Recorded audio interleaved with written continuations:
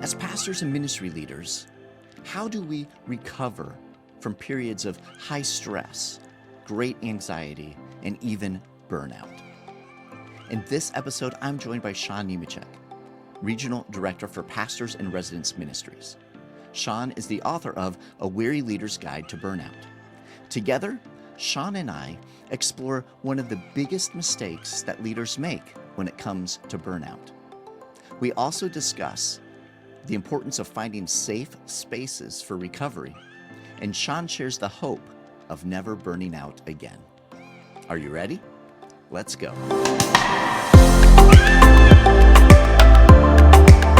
Hello, friends, and welcome to yet another insightful episode of FrontStage BackStage. I'm your host, Jason Daye, and as always, we sit down with a trusted ministry leader each and every week and have a conversation in an effort to help you and pastors and ministry leaders just like you embrace a healthy, sustainable rhythm for both life and ministry. We're proud to be a part of the Pastor Serve Network, and with each of these episodes, our team creates an entire toolkit for you and the ministry team at your local church to use to dig more deeply into the conversation. And you can find that at pastorserve.org/network. There you will find lots of different resources, including links to videos and the audio for this conversation, but also links to other resources. And every single week, we create a ministry leader's growth guide. This gives you an opportunity to learn more and to reflect upon the topic that we discuss. And you can use this with the ministers and the leaders at your local church to really help develop your leadership there. So be sure to check that out at pastorserve.org/network. And now if you're joining us on YouTube, it's good to have you. As always, please give us a thumbs up. Be sure that you drop your name and the name of your church in the comments below. We love to get to know our audience better, and our team will be praying for you and for your ministry. Whether you're joining us on YouTube or your favorite podcast platform, please be sure to follow, to subscribe, to hit the notification bell so you do not miss out on any of these great conversations. And today we definitely have a wonderful conversation. At this time, I would like to welcome Sean Nemecek to the show. Sean, thank you for joining us. Good to have you with us. Hey, thanks, Jason. It's a pleasure to be here.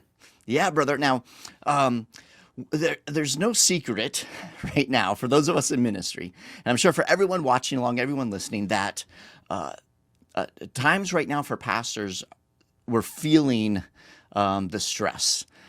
Research shows the percentage of pastors who say they are very satisfied with their ministry has dropped by 20%. It was at 72% back in 2015. Now it's down to 52%. And Barna has done a lot of research around that and other organizations. This is an alarming trend. Stress, burnout, general weariness means pastoring right now, Sean, feels really difficult. In fact, David Kinnaman, the CEO of Barna, recently shared that a drop in the level of pastoral health this significant isn't just unprecedented. You know, it's not just that we haven't seen this before, but it really signals a crisis that the church has to address. And so, Sean, in your work and in your ministry, I'm curious about your thoughts on pastoral burnout. And do you agree that the church is really facing a crisis around this? Yeah, absolutely. I am getting calls every week from pastors who are burned out. Sometimes it's their spouse who calls me and says, "I think my husband or my wife needs help." So it's definitely a crisis. It's reaching just astounding levels. I'm hopeful about this. There's a number of resources that are coming out, including my book, but others that are starting conversations around how we can turn this thing around. But I'm afraid it's going to get worse before it gets better. And we need all the help we can get right now. Yeah, Sean, and I would definitely agree with that in the work that we do. We're experiencing the same thing. And this the crisis seems that not only is burnout growing, is this a growing trend, but there's just this lack of confidence that pastors are kind of experiencing around ministry. Sean, in the work that you do and in your newest book, The Weary Leader's Guide to Burnout, you really focus on a holistic approach to recovering from burnout. And likely most of us here watching and listening along with pastors and ministry leaders are aware of the many causes of burnout, right? We could go through, stress, anxiety, expectations, pressure, whether it's pressure we put on ourselves or external pressures, right? Conflict, toxic cultures, doubt, isolation, shame, unresolved trauma, lack of healthy boundaries, financial pressures, spiritual stagnation. We could go on and on and on and on of a lot of these causes for burnout. But Sean, you focus on recovering from burnout and then really avoiding getting back into a cycle of burnout. Oftentimes it seems if you are experiencing some form of burnout in your life or in your ministry, as leaders, we often think we can dig ourselves out of it on our own, right? That we can figure this out on our own. But Sean, you say that this really is the biggest mistake that leaders make. They believe that they can get through burnout alone. But the truth is that you cannot fully recover from burnout alone, right? Yeah, absolutely.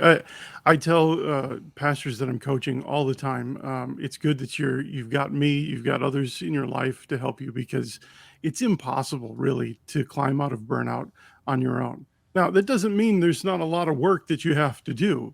Anybody who's in burnout has a lot of work to do to recover.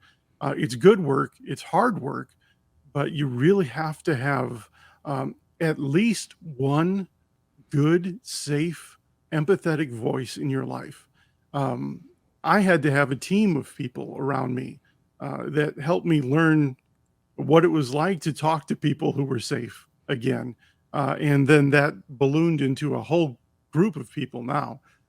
It's absolutely essential, because one of the things that is a marker of burnout is isolation.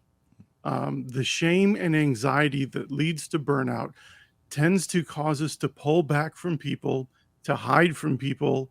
And the only way out of that is to really find somebody who's safe, who has an empathetic voice and a good listening ear to help us begin to come out of that hiding place.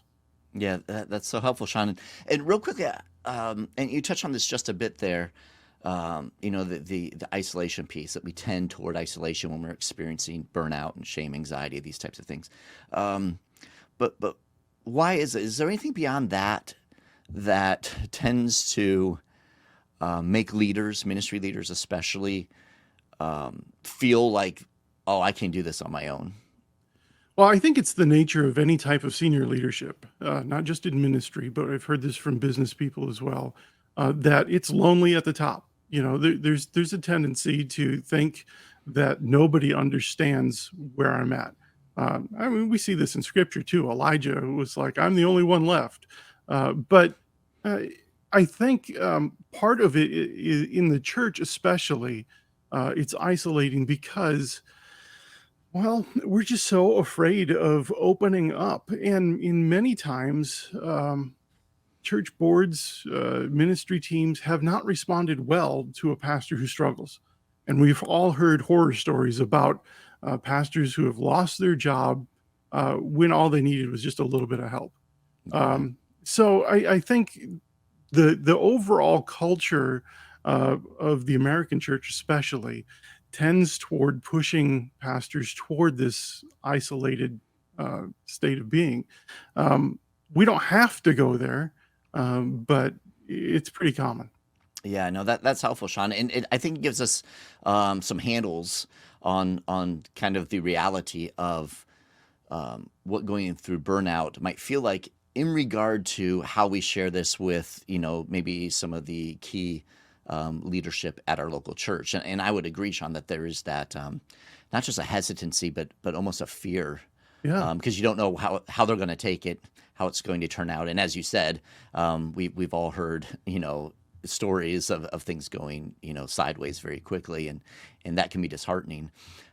So with that, and with the reality that not only is it difficult for ministry leaders to seek help, but it's absolutely necessary Yeah. for them in order to really fully recover through burnout. What are some ways that we can pull those two things together and say, hey, here are some thoughtful ways of how to overcome that isolation in a healthy way, in a thoughtful way that will give you some confidence, and not just fear. And again, not that there is no fear, because anytime we're entering into a conversation, there is some of that. But how do we kind of quell those and put ourselves in a position to really engage and come out of that isolation and get that healthy help? Yeah, when I'm coaching pastors through burnout, one of the questions I always ask is, do you have any close friends, any friends who just love you for who you are, and they're not interested in getting any ministry stuff out of you? Most of them will think for a long time and say, no, I don't have anybody like that. That's a problem. Just to admit that right off the bat, we all need friends like that in our lives. And if we don't, we're in an unhealthy place. But if we're in that place, then we're probably going to need to find some people in a more professional capacity who can help us. So I had, like I mentioned earlier, a group of people, a whole team that I had to connect with so that I could learn how to relate in this healthy way again. I started by talking to my doctor. He was a member of my church, but he was very good at listening to what I was experiencing, and we explored: are there physical things going on? Thankfully, there wasn't anything physically wrong with me. He just said you need to take about a year off, which obviously I couldn't do. But I also then started to reach out to some others. I contacted a local pastor who I saw as a leader in the community, and just asked if he'd be willing to meet with me for breakfast. And he became my mentor and paid for breakfast for the next year. And every Thursday we met, and he basically just told me, yes, that's normal. What you're experiencing is normal. Yes. And that was so healing to hear. Beyond that, though, I also hired a counselor to talk about some of the issues I was experiencing around shame. I hired a spiritual director to help me learn to listen for God's voice in my life a little bit better. And I hired a ministry coach who really helped me see that the things that I was doing in ministry were good, they were healthy, but I needed that kind of affirmation because I wasn't getting it from anywhere in the church. And then I just started hanging out with another pastor who was a friend. He wasn't there to mentor me. He wasn't there for anything other than just hanging out and talking. And that team of people I met with regularly for that first 18 months of recovery. And they saved me. I needed every one of them in one way or another. Yeah, that's so helpful to hear from your own experience. And Sean, some listening or watching along might say, "Wow, that sounds like a lot." Sean." That's a lot of different people. I don't even know, who those people might be in my life right now. That sounds like it could be really expensive. I mean, there are all types of barriers that we tend to mentally throw up right away whenever we're wrestling through something like this. Can you speak to some of those, maybe some of those common things that leaders, pastors, ministry leaders might be thinking of? Oh, I can never. Maybe that works for you, Sean, but I could never do that myself. Yeah, it is a lot. I mean, I was in a really desperate place, feeling like there was something deeply broken in my soul. And so reaching out to all of those, it was expensive. I was spending probably $150 a month on all of that. Not every pastor needs all of those. Having one or two of them is a great place to start. And you could start with a counselor and meet with a counselor for a while, and then switch to a spiritual director for a little while, and then switch to a ministry coach. That all of them can be used. They don't have to be used simultaneously. But a lot of spiritual directors and counselors and ministry coaches are interested in seeing you healthy. They're not interested in just getting your money. And so Some of them will work pro bono. I used some denominational support for my counseling. They offered 9 sessions where it cost me, I think it was $25 a session or something like that. So there was help available. My spiritual director was willing to meet with me on a whatever I could pay type basis. And when I'm coaching pastors, I tell them if money's a problem, we have resources, we can find a way to make this work. So don't let those things be a barrier. If you're asking for help personally, feel free to ask for financial help too, because you never know what God's going to do and what He's going to provide in those spaces.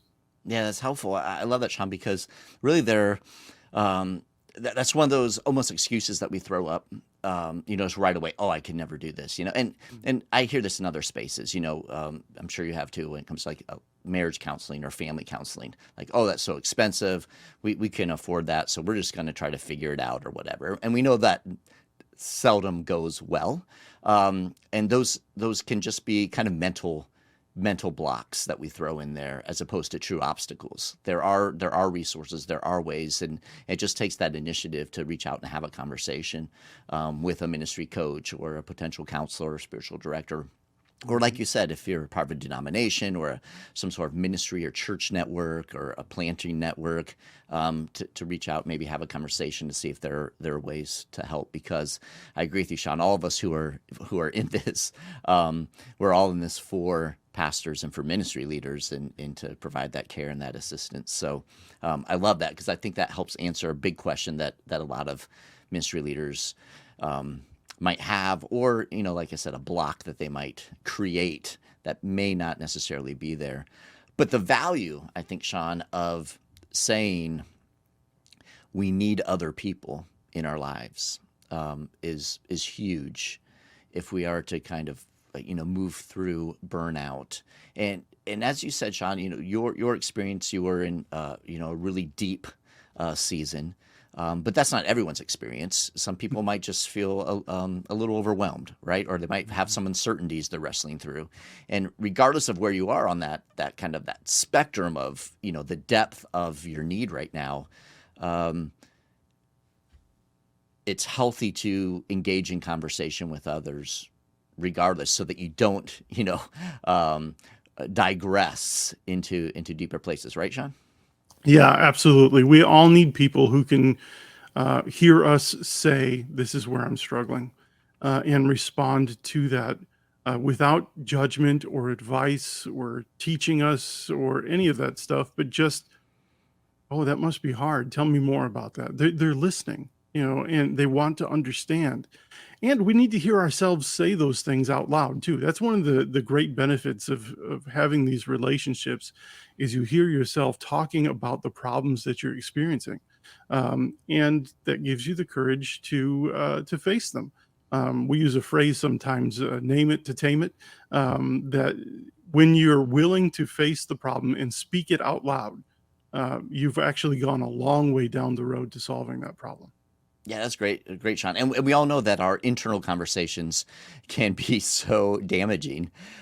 So just the idea of opening our mouths, getting it out there, bouncing it off of someone else, sharing it with someone else in a safe space, as you said, helps us get it out of that internal conversation, which can become very, very negative, very toxic, when it's all in here and we're not actually saying it. Once you say some things, it helps you process it a little better and realize some things. So you talked many times, you mentioned this idea of safe relationships, safe spaces. Share with us a little bit about, how do we know if it's a safe space? What are some of the markers or some things we should be looking for in regard to safe people and safe spaces? Safe people are people who are good listeners. That's where it starts. You need people, like I said, who they're not interested in giving you advice and telling you what to do or controlling you. They're interested in, and they're curious about what you're experiencing. So it starts there. Finding safe people is risky, because if you trust too much too early, you can get burned pretty badly. So it starts by taking small steps, little bit of trust at a time, until you find somebody who really is deeply interested in you as a person. they're not going to, like I said, share their thoughts about it unless asked. And they're people who are interested in your well-being. They're going to challenge you to grow, to become healthier. They're not going to let you get away with wallowing in your pain or um, uh, offering excuses where you're avoiding the problem. They're going to call you to deal with the problem, but they're going to do so gently and firmly. And because they're interested in you, they're interested in your health, you'll know that, and they'll be trustworthy because of that. So it takes a while to develop those type of relationships. But over time, you'll find somebody who really deeply is interested in you. And that's one of the big keys to look for. Yeah, I love that, Sean. That's helpful, and one of the things that you share there, I think that's important for us to kind of key in on is that there's value in someone just being able to listen to what you have to say. However, if they care about you, they're going to listen to what you say and then gently help you process through and invite some things out of you to help you get to a healthier place. So it's not just someone who's sitting there and, you're saying, how terrible everything is. And they're like, yes, everything is terrible. You're right. It's not like someone Yeah. just sitting in it with you. It's them genuinely listening, hearing, not trying to necessarily solve all your problems or issues, but inviting you into thinking through them maybe a little more deeply or from a different perspective in inviting you to a place of health, right? Yeah, I have a couple of guys I meet with almost every Friday for 2 hours, and we just share what's going on in life.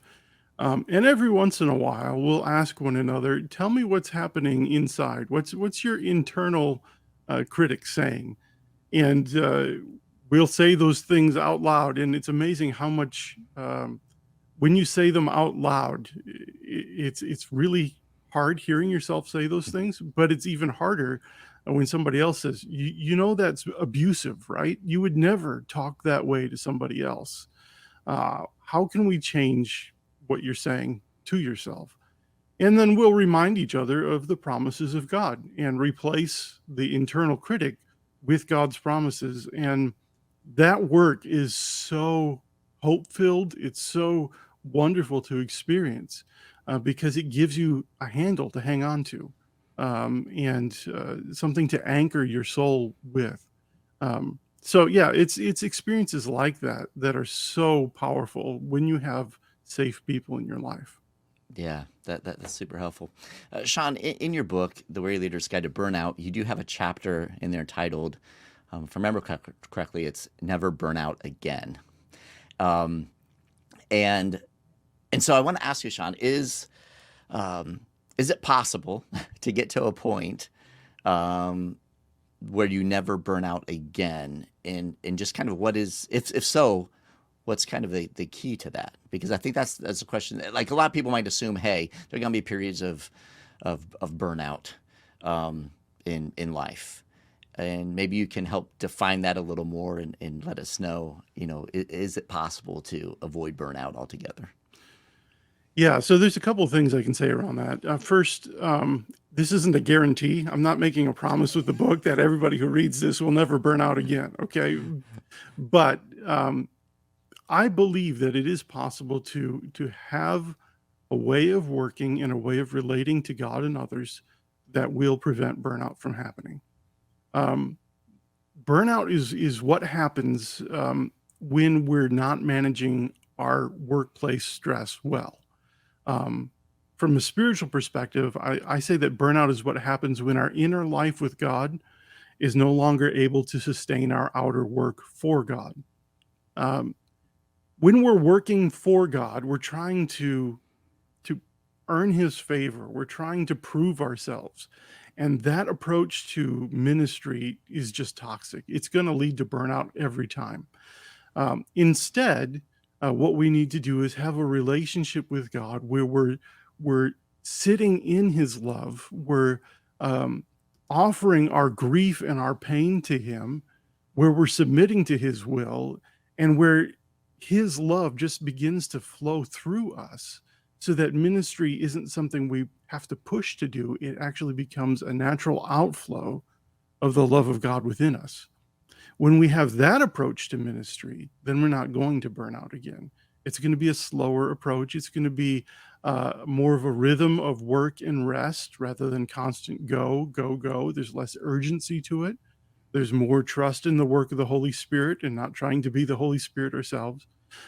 So really, burnout is a warning sign that our whole approach to work needs to change. And when we refocus our ministry on submitting to God's will, on remaining in his love, and bringing our griefs and pains to him, burnout, when we're in that space, burnout is impossible. And so as long as we remain there and we don't regress to our old ways of working, we're not going to burn out again. But it takes a lot of intentional work. It's deep spiritual work to get to that space. Yeah, that's good. That's super helpful. Sean, this entire conversation has been absolutely fantastic. I so appreciate the work that you do and the fact that you invested time and energy into putting together the Weary Leader's Guide to Burnout, and encourage those who are watching along, listening along to pick up a copy for yourself, probably a copy for a friend, because we all have friends in ministry as well that we care about, right? But you have other resources beyond this book that can help pastors and ministry leaders who are sensing themselves. And again, wherever you might feel yourself on the spectrum of burnout, right? It's always, I know the work that we do, Sean, you and I both, and our teams, we always want to help encourage and catch ministry leaders earlier in the cycle of, moving toward burnout rather than later, because as you said, there are ways that we can approach life and ministry and create those rhythms that will prevent us from really hitting, rock bottom or hitting the depths of burnout. So what are some of those resources that you have available or that you'd point people to? Sure. Let me just say first, while I'm all in favor of avoiding burnout, don't be afraid of it, because it can be something that God uses to develop you. If you do the work to recover from burnout, you'll be a better leader than you ever were before. And that's the hope that I want to present in this book, is that doing this work actually is worth it. It makes you a much better leader. We have several resources on my website, SeanNemecek.com. If you go there, you can find the book. You find more information about the book. There's a guide there for how to start your own cohort of leaders to go through the book together. There's also a companion guide for the book. It's a substantial kind of workbook that takes you chapter by chapter and gives you more exercises to work on. I've got a suggested reading list. Most of the books on that list were books that I used to help recover from burnout. And there's other resources as well. We're going to be adding more and more as time goes on. So that's at SeanNemecek.com, and you can find more about it there. Awesome, brother. And for those of you watching, listening along, as always, we will have links to all the resources that Sean mentioned in our toolkit, which you can find at pastorserve.org/network. There we have all the links. So if you're driving down the road right now and you're trying to jot things down, just hold on. Just visit us at pastorserve.org/network. We'll have links to Sean's resources and all those things that he mentioned. Sean, it has been an absolute pleasure having you join us. And brother, I just want to thank you for the work that you are doing as you're coming alongside pastors and ministry leaders and really helping them get to a place of health. It's a joy to see ministry leaders like yourself who are investing in pastors. And so thank you for the work that you're doing. Thank you so much, Jason. It's great to partner with you and the work that Pastor Serve does. Thank you, brother. Well, God bless you. You too. Now, before you go, I want to remind you of an incredible free resource that our team puts together every single week to help you and your team dig more deeply and maximize the conversation that we just had. This is the weekly toolkit that we provide, and we understand that it's one thing to listen or watch an episode, but it's something entirely different to actually take what you've heard, what you've watched, what you've seen, and apply it to your life and to your ministry. You see, FrontStage BackStage is more than just a podcast or YouTube show about ministry leadership. We are a complete resource to help train you and your entire ministry team as you seek to grow and develop in life and ministry. Every single week, we provide a weekly toolkit, which has all types of tools in it to help you do just that. Now, you can find this at pastorserve.org/network. That's pastorserve.org/network. And there you'll find all of our shows, all of our episodes, and all of our weekly toolkits.